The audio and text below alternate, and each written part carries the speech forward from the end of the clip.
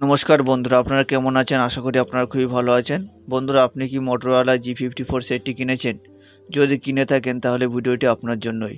বন্ধুরা, আপনি দেখে থাকবেন যে আপনারা যখন Moto G54 সেটের স্ক্রিনশট মারতে যান তখন কিন্তু আপনি স্ক্রিনশট মারতে পারেন না। আপনারা যখন Moto G50 সেটের উপর থেকে নিচে সুইপ করেন তখন আপনারা কিন্তু এখানে স্ক্রিনশটের কোনো অপশন আপনারা দেখতে পান না।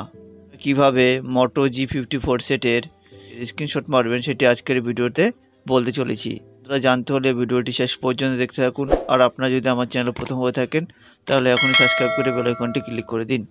তাহলে চলুন শুরু করা যাক। তাহলে বন্ধুরা, Moto G54 সেটের স্ক্রিনশট মারার জন্য বন্ধুরা আপনারা সেটিংসে যাবেন।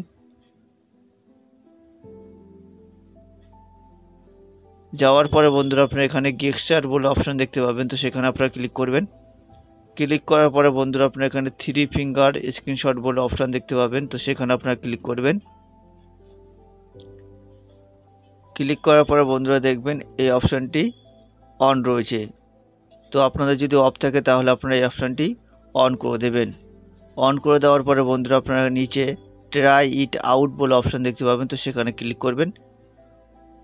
ক্লিক করার পরে বন্ধুরা দেখবেন এরকম একটি বিষয় চলে আসবে। তো আপনারা এখানে 3টি গোল অপশন দেখতে পাবেন। তো আপনারা এই গোলে আপনাদের 3টা আঙ্গুল দেবেন। আঙ্গুল ম্যাচিং হয়ে যাওয়ার পরে বন্ধুরা আপনারা এখানে ডানে ক্লিক করবেন। ডানে ক্লিক করার পরে বন্ধুরা আপনারা ব্যাকে চলে আসবেন। ব্যাকে আসার পরে বন্ধুরা আপনারা দেখবেন যখনই আপনারা 3টে আঙ্গুল স্ক্রিনের উপর রাখছেন তখনই দেখবেন আপনাদের স্ক্রিনশট হয়ে যাচ্ছে।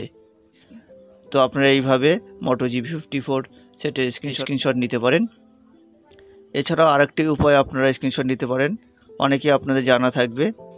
এটি আপনারা সব মোবাইলেই এটি ইউজ করতে পারেন। ভলিউম বাটনের নিচের switch R power of button একসাথে ক্লিক করলে দেখবেন স্ক্রিনশট হয়ে গেছে। তো এই দুটি উপায়ে বন্ধুরা আপনারা Motorola G54 সেটের স্ক্রিনশট নিতে পারেন।